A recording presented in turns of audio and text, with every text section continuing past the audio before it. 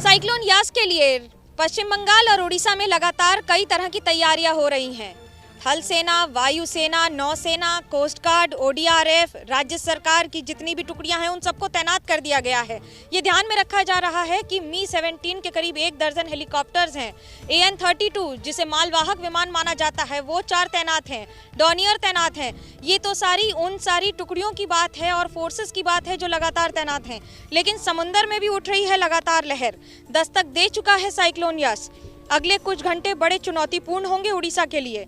पिछले कुछ वर्षों में 2019 में जैसे साइक्लोन फोनी के सामने एक बड़ी चुनौती खड़ी की थी उड़ीसा ने, जहां जान माल का कम से कम नुकसान हुआ था, तो वहीं दूसरी ओर पश्चिम बंगाल ने अम्फन की तबाही भी देखी है। इस बार दोनों राज्य सरकार केंद्र सरकार के साथ मिलकर लगातार कोशिश कर रही हैं कि कोविड काल होने के बावजूद किसी भी तरह का जान माल का नुकसान न हो और यदि हो तो कम से कम हो।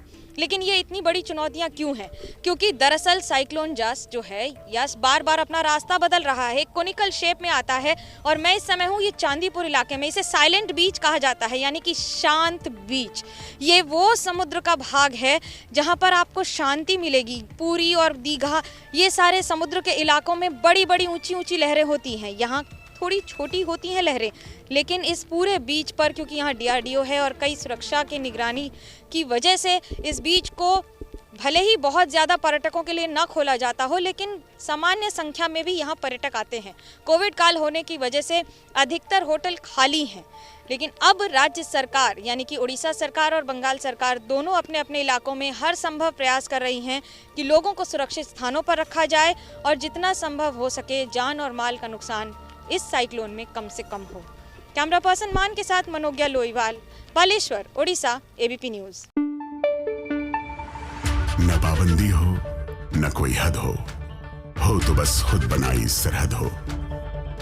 ये मुहिम है परतों में छिपे हर सच की तलाश की, सियासत पर रखी पैनी नजर और आंख की, खबरों की दुनिया में एक जिम्मेदार आवाज की, जुर्म और जुल्म के खिलाफ हर बेबस के लिए इंसाफ की। जब कोई हद नहीं इंसानियत के लिए जज्बात की, जब कोई हद नहीं खुशियों और ख्वाब की, तब कोई हद क्यों हो नए नजरिए और बदलाव की।